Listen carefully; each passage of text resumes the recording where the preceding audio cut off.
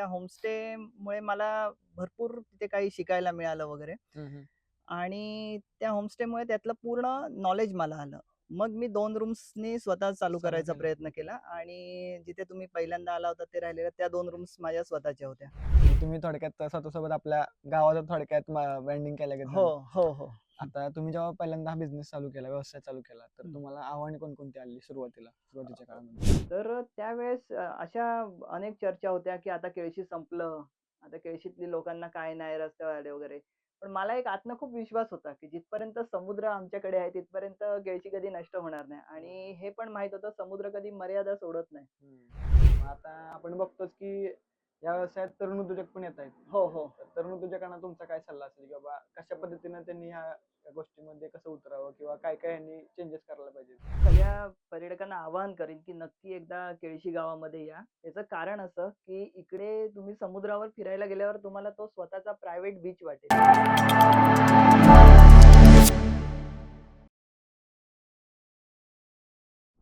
नमस्कार मंडळी, company of कॉन्टेंटमध्ये तुम्हा सगळ्यांचं पुन्हा एकदा स्वागत आहे. तर आजचा आपला विषय सगळ्यांच्या आवडतीचा आहे. सगळ्यांचा आवडतीचा जो पर्यटन स्थळ आहे ते म्हणजे कोकण. आणि कोकणातल्या केळशी या गावामध्ये आपण भारजाईन या होमस्टेमध्ये आपण आज आलो आहोत. आणि भारजाईनचे आज आपल्यासोबत ओनर आहेत जे अमित कोटर सर आहेत. हं. सर नमस्कार, तुमचं नमस्कार. कंपनी ऑफ कॉन्टेंटमध्ये स्वागत आहे. Thank you.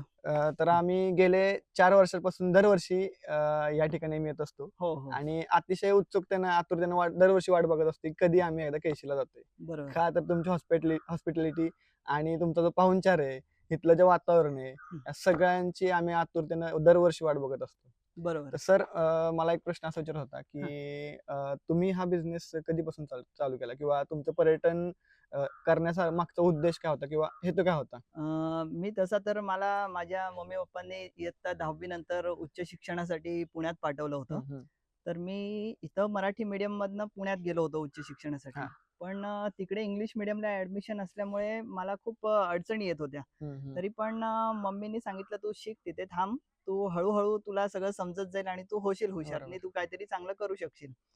पण मी तिकडे गेलो पण सीए करण्यासाठी गेलो होतो, पण ते सीएची पुस्तकं बघितल्यावर रजिस्ट्रेशन पण केलं नाही. तर मग नुसतंच तिथे शिकायचं ते मला बरोबर वाटत हां. नव्हतं. कारण का मम्मी-पप्पा इथून पैसे पाठवतायत आणि आपण नुसतं तिथे शिकतोय. शिकतोय. तर ते मला थोडंसं बरोबर वाटत नव्हतं. म्हणून मी एक-एक जॉब पकडले तिथे. हं. तर विविध प्रकारचे जॉब केले तिथे. पण एका टेबलावर बसून समोर कॉम्प्युटर ते मला झेपतच नव्हतं. हं. तर 10-10 मिनिटांनी मला उठायला लागायचं. मी मुद्दामून मग कामचुकारपणा करून पाणी प्यायला उठायचो, मुतायला उठायचो. असं वेगवेगळं कारण. आयडियाज काढून मी माझ्या पद्धतीने कसे तरी 2-3 वर्षे ढकलले. मग मी फायनली निर्णय घेतला, की आपल्याला जॉब वगैरे जमत नाही. आपल्याला बिझनेसच करायचा आहे. हं. तर मी ज्या ठिकाणी शेवटच्या वर्षी कामाला होतो बी-कॉम हं, करता-करता, हं. त्यांचं केळशीमध्ये एक होमस्टे होतं. अच्छा. तर त्यांनी मला बोलले, की "ठीक आहे, तू इथे जॉब नाही करत आहेस, मग पुढे काय करणार आहेस?" तर मी हं. म्हटलं, "नाही, मी गावाला जाणार आहे. तिथं आमचं दुकान आहे. तर मी तिकडेच काम करेन." मग त्यांनी मला सांगितलं, "आपलं तिथे होमस्टे आहे. हं. तर तिथं तू जात जा, जाऊ शकतो. अकाउंटिंगचं काम करत जा." तर मी अच्छा. पहिलं अकाउंटिंगचं काम केलं तिथं. हं. मग त्या अकाउंटिंगच्या कामाबरोबरच त्यांनी हळू सगळी जबाबदारी माझ्यावर दिली. हं.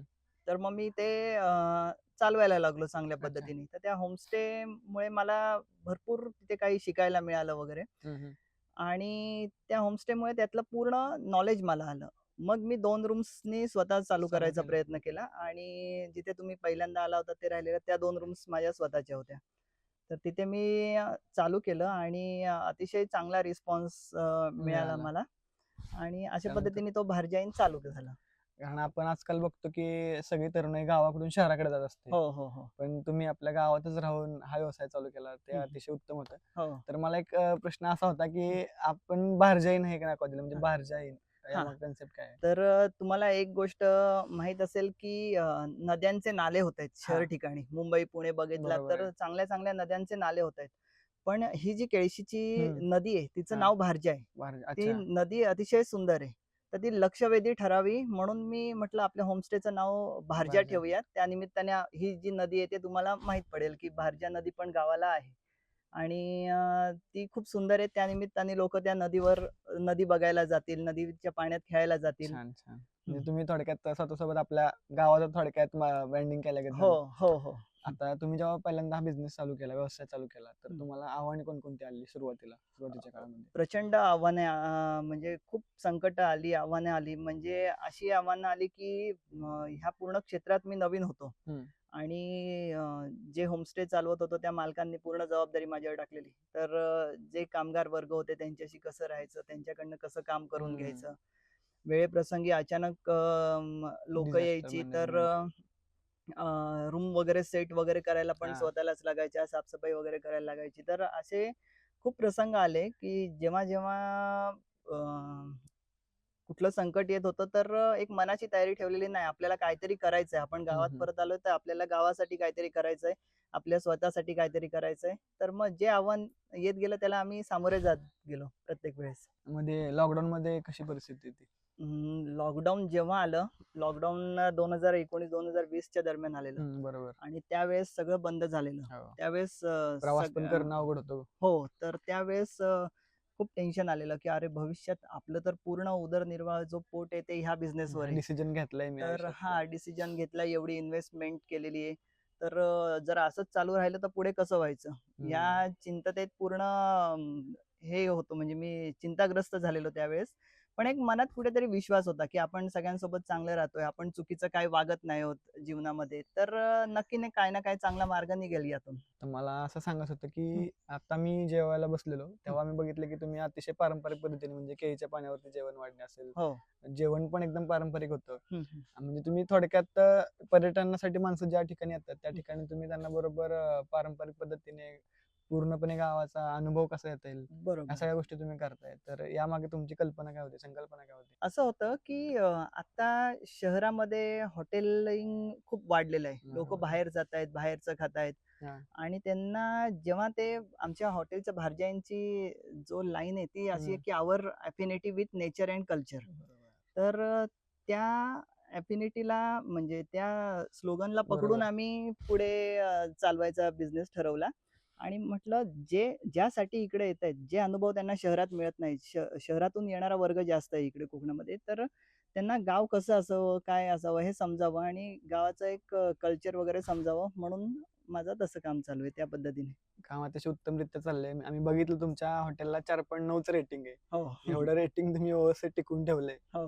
याच्यावरूनच कळतं की तुम्ही किती व्यवस्थितपणे हँडल केलंय. हं, हं. तर मला प्रश्न असा होता की आता आपण बघतो पर्यटनासाठी लोकं येतात. तर हो. आपल्यासोबत गावात पण म्हणजे त्या फिरत असतात. बरोबर. तर आपल्याकडून गावाला पण काय-काय मदत होती? पहिलं तर मी जितके पण तरुण वर्ग आता कसं आहे तुम्ही एक कोकण बघितलात तर जास्त तर मुलं 10वी-12वी शिकतात आणि मुंबईकडे मुंबईकडे निघून जातात. जातात. बरोबर. ते मुंबईचं चाकरमानी तुम्ही हां. ऐकलं असेल ते कोकणातले असतात.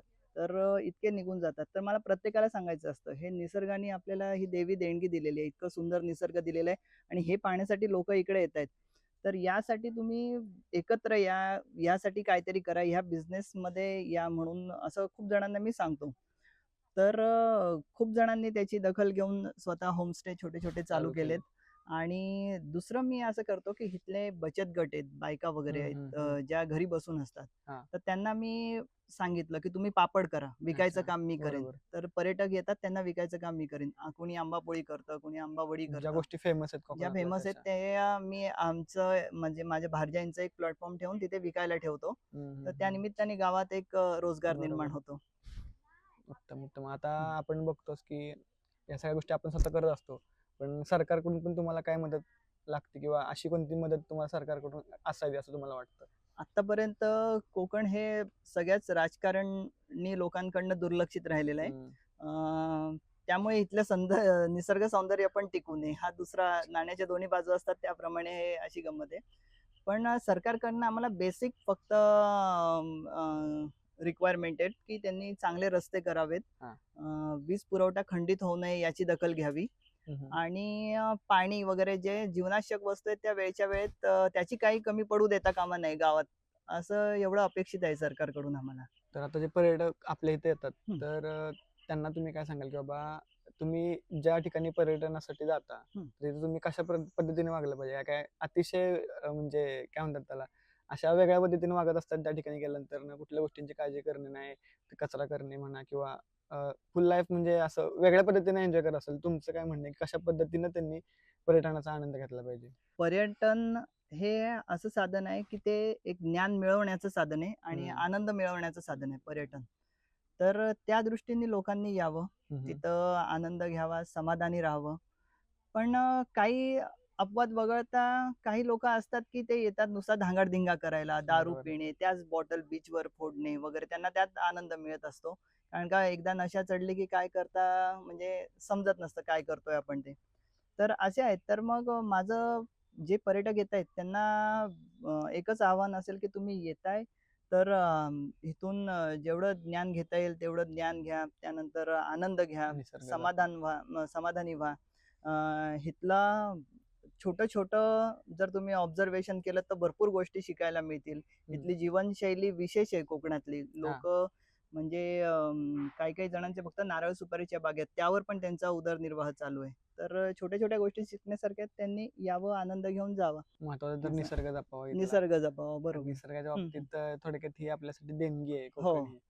खूप खूप छान. हं, आणि मला असा प्रश्न होता की आपण 4.9 रेटिंग जे आहे आपलं, हं, तर हं. ते टिकवण्यासाठी तुमची अशी स्पेशालिटी काय आहे की बाबा आपण नक्की काय करतो? हां. जे भारजैन मी जेव्हा चालू केलं ना, हम्म. तेव्हा मी पूर्ण त्यामध्ये ओतून म्हणजे काम केलेलं आहे. मी काय केलेलं आहे, की जे पण पर्यटक येतील हम्म. त्यांना त्यांची कुठलीही म्हणजे कुठल्या प्रकारची गैरसोय होऊ नये याची मी काळजी घेतली. आणि त्यांना हवं ते जरी शक्य नसेल तरी काही ना काही मार्गाने मी ते त्यांना अवेलेबल करून करून दिलेलं देतो. आहे. तर हे लोकांना खूप आवडतं. हम्म. आणि दुसरी गोष्ट माझी मम्मी जी हम्म. जेवण बनवते. तर ती जेवण बनवताना पण लोकांच्या पण आरोग्याची काळजी घेते, बरोबर आहे. की त्यांना गेल्यावर खोकला होऊ नये. जास्त त्यामुळे तेलकट बनवत नाही. आणि जास्त गोड चहा करत नाही, हम्म. की साखर हे पांढरं विष आहे. तर ते पण लिमिटमध्ये टाकणं चहामध्ये वगैरे. तर माझ्या मम्मीचा पण त्यामध्ये हात आहे, की ती आरोग्याची काळजी घेते लोकांची. हम्म. आणि जे लोकं जेवून जातात ते नक्की अन्नदाता सुखी भव वगैरे असं चांगला आहेच, एक आहेच. हे नक्की. करून आम्ही पण देतात, अनुभव आशीर्वाद घेतोय देऊन तुमचा जातात. आता.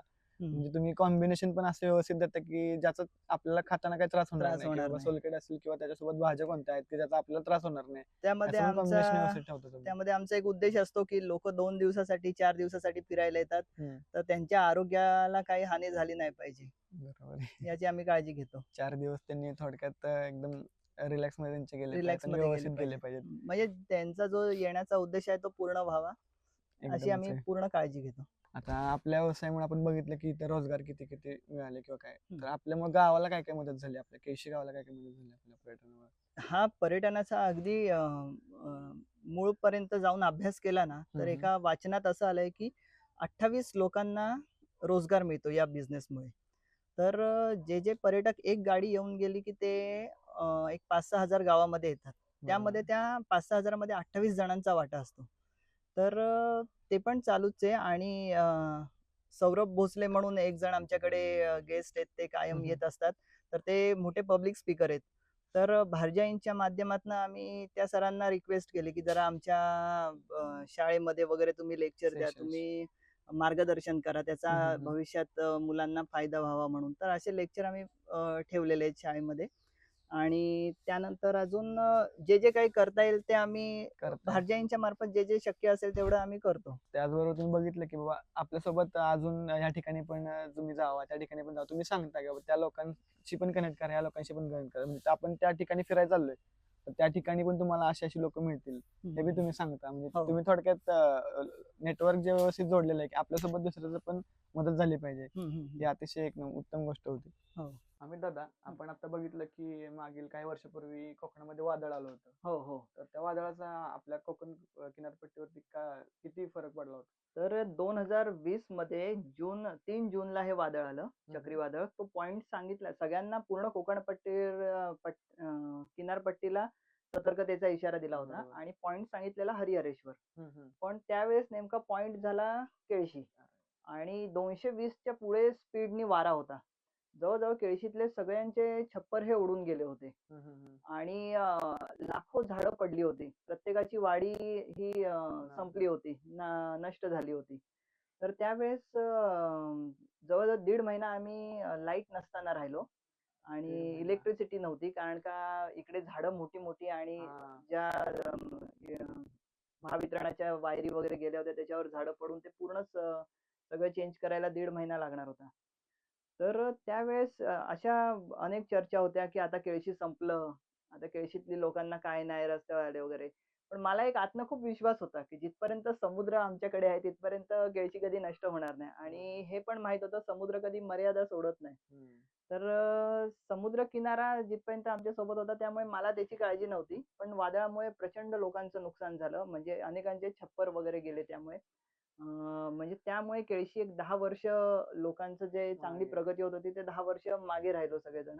आता जी तुम्ही हिरवळ बघताय, हे करताय, हं. तर कोकणी माणसाचं वैशिष्ट्य आहे, तो स्वाभिमानी आहे. त्यांनी सरकारची मदत न घेता लगेच वाड्या साफ केल्या आणि नवीन लागवडीला सुरुवात केली आणि सगळ्यांनी पटापट वाड्या भरून घेतल्या.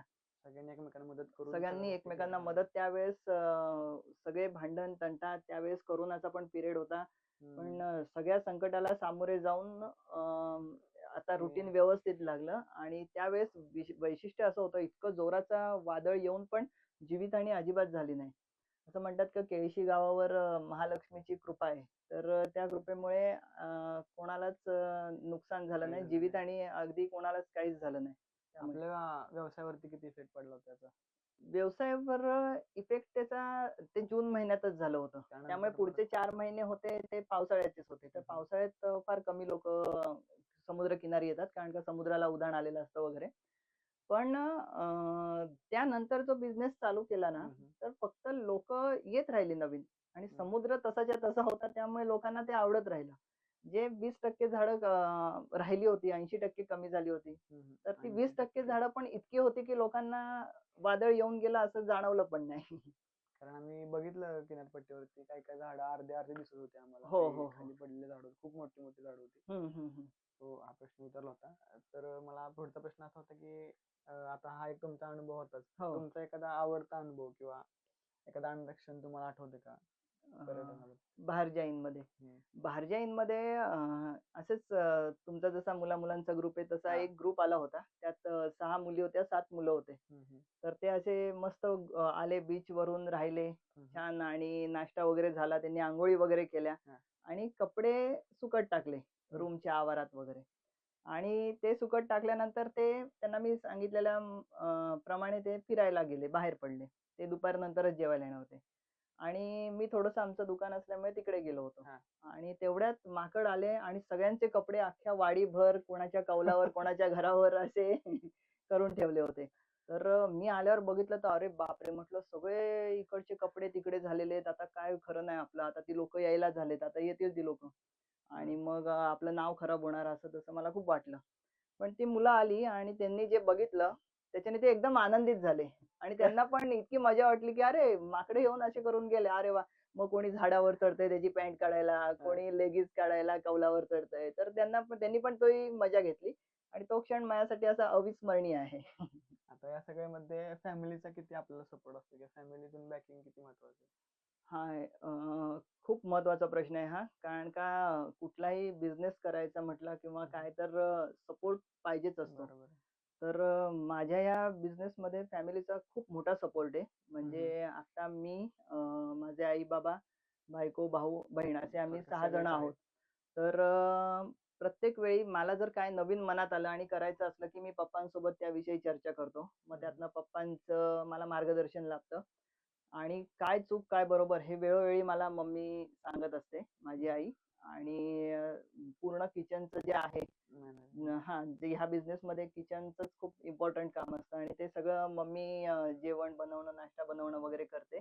सोबतीला कामगार वर्ग असतो, पण ते महत्त्वाचं काम मम्मी करते. तर ते बरोबर. मम्मीचं खूप मोठं यामध्ये सहकार्य आहे. छोटा भाऊ माझा सी-ए जो पुण्यात असतो. तर त्याच्या शिक्षणाचा वेळच्या वेळी मला फायदा होतो. तर हं, हं. आम्ही दोघं भाऊ पण मॅनेज एकदम मॅनेज. एकत्र गप्पा मारून वगैरे जे पण करायचंय ते दोघं सोबत करत असतो. आत्ताच माझं 1.5 वर्षापूर्वी लग्न झालंय, हं, तर हं. माझी बायकोनी पण मला पुरेपूर या बिझनेसमध्ये सपोर्ट केलाय आणि काय लागेल ती मदत करायला ती कायम तयार असते. बहीण माझी छोटी आहे खूप. पण ती असं कधी पण पटकन गप्पा मारताना वगैरे बोलून जाते, की तिचा नक्की मला इथे काही ना काही उपयोग होतो. सध्या हम्म. इंटरनेटवरच सोशल मीडियावर ॲडव्हर्टाइज वगैरे बरोबर. करायची असते आपल्या होमस्टेची. अच्छा. तर त्यात ती खूप महत्त्वाची भूमिका बजावते आणि ती मला एक-एक फोटो वगैरे एडिट वगैरे करून देते आणि मग व्हिडिओ, फोटो एडिट करून ते आम्ही सगळीकडे प्लेस करत असतो. थोडक्यात टेक्नॉलॉजी बरोबर तुम्ही अपडेट राहताय. हो, हो, हो. आणि बहीण जरी पुण्यात असली तरी तिला सांगितलं असा-असा मोठा ग्रुप आहे, तुला जमेल का? तर ती कधीच नाही बोलत नाही. ती एका पायावर हम्म. तयार असते, की हो मी येईन मदतीला म्हणून. तर असं मेन फॅमिलीचा खूप बॅकग्राऊंड महत्त्वाचा रोल स्ट्रॉंग आहे. आहे. माझे आत्या आणि आत्याचे मिस्टर नगरला राहतात. हम्म. तर जेव्हा काही दिवसांपूर्वी आमच्यावर आर्थिक संकट होतं, तर त्यावेळेस आत्यानी, आत्याचे मिस्टर गणेश अंकल ज्यांना आम्ही म्हणतो, त्यांनी पण फार मदत केलेली आहे, की आर्थिक बाबतीत त्यांनी कधी मस्त. काय विचार न करता आम्हाला सगळ्या हाताने मदत केलेली आहे. तर हम्म. फॅमिलीचा खूप मोठा वाटा आहे या बिझनेसमध्ये. म्हणजे एकट्याने हे सगळं शक्य नसतं. बरोबर. व्यवसाय म्हणलं की पाहिजेच पाहिजेच आपल्याला. असतात सपोर्ट. हो. आता तुम्हाला असं कधी वाटलं का की बाबा गाव सोडून आपण शहराकडे राहायला जावं किंवा हे सगळं सोडून आपण शहराकडे जावं? मोस्ट ऑफ आपण बघतो की गावाकडून सगळी मुलं शहराकडे जात असतात. हं, हं, हं. तसं तुम्हाला कधी विचार आला का? मला जेव्हा पण वादळ झालं, हम्म. त्यानंतर जेव्हा एक क्षणापुरता विचार आला होता. हे सगळेजण म्हणत होते, "केळशी संपलं, आता काय नाही इथं राहिलं." आणि माझं लग्न होत नव्हतं तेव्हा. कारण का हम्म. मुलींना गाव नको हवं असतं. बरोबर. त्यांना शहरच हवं असतं. तेव्हा मी प्रयत्न केला, की आपण जाऊया शहरामध्ये आणि गेलो पण होतो. पण 3 महिन्यातच परत आलो, की नाही आपल्याला जमणारच नाही. आपण गावात राहू, गावासाठी काहीतरी करू आणि मम्मीची पहिल्यापासून शिकवण आहे, "तू गावासाठी काहीतरी कर, हळू बाकी तालुक्यासाठी कर, हळू जेवढं लोकांसाठी आपल्या तुझा लोकांसाठी. वापर झाला पाहिजे. लोकांसाठी तुला जितकं चांगलं करता येईल तेवढं तू लोकांसाठी कर."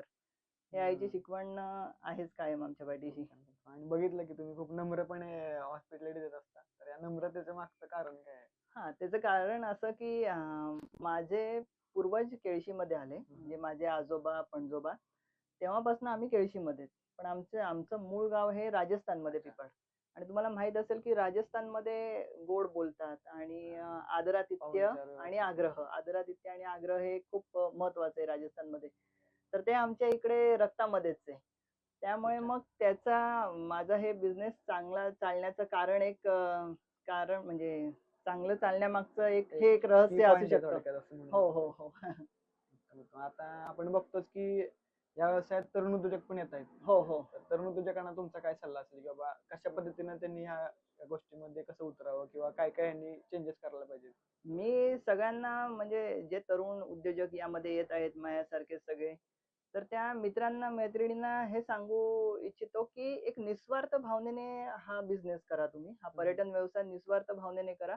त्यात नक्की फायदा आहे. प्रत्येक वेळी आपण बरोबर. जर फायद्याचा विचार करून मग जर सर्व्हिस द्यायचा प्लॅन हम्म. केला किंवा त्याप्रमाणे काम करायचा प्लॅन केला, तर त्यामध्ये मजा नाही. निस्वार्थ भावनेने आपण काम करत गेलो आणि जेवढं लोकांसाठी चांगलं करत गेलो, त्यांची हम्म. म्हणजे ज्यांना जे काय हवंय वगैरे ते सगळं आपण उपलब्ध करत गेलो, व्यवस्थित. तर त्याचा फायदा नक्की होतो. आणि आधीच फार मोठ्या यशाची अपेक्षा करू नका नका. करू असं मी सांगेन, की सुरुवात करा कुठल्याही हम्म. गोष्टीला. हळू नक्की त्याचा पुढे फायदा होईलच. कोणते की पॉइंट्स त्यांनी बाबा लक्षात ठेवले पाहिजेत की ह्या गोष्टी तुम्ही व्यवस्थित केल्याच पाहिजेत हा व्यवसाय करताना? असे कोणते आहेत? सगळ्यात महत्त्वाचं म्हणजे कोकणामध्ये निवांतपणा खूप आहे. हम्म. आणि रिकामं मन असतं. रिकामं अच्छा. मन सैतानाचं घर म्हणतो. हम्म. तर खूप तरुण वर्ग हा व्यसनाधीनताकडे चाललाय. म्हणजे व्यसन वाढत चाललंय लोकांमधलं. हा. तर व्यसनापासून दूर राहा, असं मी सांगेन. म्हणजे मी ज्या क्लिप्स वगैरे बघतो त्यामध्ये बाळासाहेब ठाकरेंनी बोललंय, की व्यसन तुमच्या मागे लागता कामा नये. तर बरोबर. ते एक त्यांनी सगळ्यांनी फॉलो केलं पाहिजे, की व्यसनापासून लांब राहिलं पाहिजे. दुसरं प्रामाणिक राहणं खूप महत्वाचं आहे. हम्म. आत्ताच्या ह्या जीवनामध्ये प्रामाणिक राहिलं पाहिजे बरोबर. आणि सरळ मार्गाने कधी पण चाललं तर त्याचा फायदा नक्की होईल नक्की पुढे. नाही. आता आपले फ्युचर प्लॅन्स काय आहेत? म्हणजे आपल्या भारतीयांचे फ्युचर प्लॅन्स काय आहेत? ते कशा पद्धतीने तुम्ही अजून ग्रो करणार? माझी इतकी गावासाठी तळमळ चालू असते, की रोजगार उपलब्ध करून देणं. हम्म. खूप जण असेच्या असे बसून आहेत. त्यांना काय मला खूप जण विचारायला पण येतात, "आम्ही काय करू? आम्हाला जरा सांग जरा आम्हाला व्यवसाय करायचा आहे, हे करायचं आहे." तर त्यासाठी आता माझ्याकडे काय खूप तळतळ होते, की रोजगार उपलब्ध करून द्यायचा आहे. द्यायचं. तर माझं पूर्ण पुढचं फोकस त्यावरच आहे. माझं हे भार्जाईन आहे अजून कदाचित मी रूम्स वाढवीन, अजून आम्ही लोकांना आता कामाला बघितलं, हे आम्ही करेन. पहिल्या वर्षी जेव्हा आलतो तेव्हा आपल्या एक रूम एक दोन रूम होते. हो. त्यानंतर आता आम्ही 4 वर्षांनी जेव्हा पुन्हा एकदा येतोय तेव्हा पण आम्ही बघतो की 2-3 बिल्डिंग आपल्या झालेल्या हो, आहेत. हो, हो. त्याचं कारण की जेवढं बिझनेसमध्येच राहून रोजगार उपलब्ध करता येईल, तेवढं माझं पुढचे प्लॅन आहे, की जास्तीत जास्त रोजगार उपलब्ध करायचे आणि गावातल्या लोकांसाठी काम करायचंय. नक्कीच. गावासाठी खूप काही करायची इच्छा आहे. त्या दिशेने प्रयत्न पण चालू आहेत. ते नक्कीच पुढे भविष्यात तुम्हाला एक दिसतीलच. नक्की, नक्कीच. तुमच्या हॉस्पिटॅलिटी आणि बाकीच्या सगळ्या गोष्टींवरून दिसतच आहे, की बाबा हो. तुम्ही किती व्यवस्थितरित्या क्लायंट हँडल करता किंवा व्यवस्थितरित्या पर्यटकांची काळजी घेताय तुम्ही. हं, तर हं. अशीच काळजी पर्यटकांनी पण घ्यावी हो. खरं आहे. आणि ज्या ठिकाणी पर्यटन स्थळाला भेट द्यायला जाताय, त्या ठिकाणी पण तुम्ही व्यवस्थितरित्या पर्यटनाचा आनंद घ्यावा. अगदी बरोबर आहे, अगदी बरोबर. तर आपण बघितलंच की आता आम्ही गेल्या 4 वर्षापासून आम्ही दरवर्षी इथे येतोय. हो. तर आम्हालाही दरवर्षी पुन्हा इथे यावंसं वाटतं. बरोबर. आणि अजून पण असे खूप सारे पर्यटक असतील जे एकदा आल्यानंतर पुन्हा त्यांना इथे यावंसं वाटतं. बरोबर अगदी. तर हं. अजून जे पर्यटक आपल्या इथे येणार आहेत, तर हं, त्या हं, हं. पर्यटकांना तुम्ही काय सांगाल की त्यांनी आपल्या बार्जेनमध्ये किंवा केळशी गावात काय यावं? तर मी सगळ्या पर्यटकांना आवाहन करीन, की नक्की एकदा केळशी गावामध्ये या. त्याचं कारण असं, की इकडे तुम्ही समुद्रावर फिरायला गेल्यावर तुम्हाला तो स्वतःचा प्रायव्हेट बीच वाटेल. म्हणजे स्वतःच्या मालकीचा असा अनुभव तुम्हाला हं, येईल हं. त्या बीचवर. कारण का एकदम 5 किलोमीटरचा असा प्रचंड मोठा समुद्रकिनारा आहे. तिथे शांतता आहे, स्वच्छता आहे. प्रदूषण नाहीये कुठल्या प्रकारचं. त्यामुळे ते एक समुद्रासाठी ते एक आहे आणि पूर्ण गाव हे एकदम बरोबर शांतताचं आहे. वातावरण आहे गावामध्ये. पूर्ण शांततेचं वातावरण आहे. तर ते अनुभवण्यासाठी आणि रिलॅक्स होण्यासाठी केळशी हा मस्त ऑप्शन आहे आणि आमच्या बरोबर. केळशीमध्ये आल्यावर भारजाईन आहेच. आम्ही तुमच्या सेवेसाठी तत्पर आहोत आणि दुसरं सांगायचं म्हणजे की केळशीमध्ये आल्यावर खूप जण यासाठी येतात, की ते रिचार्ज होऊन परत जातात. शहरामध्ये सध्या ताणतणावाचं वातावरण बरोबर निर्माण आहे. असतं, की खूप स्ट्रेस असतो. तर तुम्ही जर केळशीमध्ये येताय तर नक्की रिचार्ज होऊन परत जाल. नक्की, नक्की, नक्कीच. आम्ही हं. दरवर्षी होऊन जातच असतो इथून. हो. तर खूप खूप धन्यवाद अमित दादा. Yes sir. तुम्ही तुमचा अमूल्य वेळ दिला. आम्हाला जी हॉस्पिटॅलिटी देताय ती अशीच राहू दे. दरवर्षी आम्ही पुन्हा एकदा नक्की इथे येऊ. माझे विचार व्यक्त करण्यासाठी तुम्ही मला बोलवलंत आणि जे असं विचार करण्यासाठी एक प्लॅटफॉर्म तयार केलात माझ्यासाठी, त्यामुळे मी पण तुमचा खूप खूप धन्यवाद आहे आणि नक्कीच यामधनं काहीतरी चांगलं होईल अशी नक्की, अपेक्षा. नक्की, नक्की. तर प्रेक्षकांनो आणि पर्यटकांनो तुम्ही इथे येणार असाल तर तुम्ही केळशीमध्ये भारजैन या ठिकाणी नक्की या. तुम्ही बघितलंच असेल की हे गाव किती छान आहे, इथं निसर्ग कसा आहे आणि इथली मेन म्हणजे भारजैनची हॉस्पिटॅलिटी कशी आहे. तुम्ही इथं आल्यानंतर अनुभवाल अशी मी अपेक्षा करतो आणि खूप खूप धन्यवाद तुमचं. जय हिंद, जय महाराष्ट्र, जय शिवराय.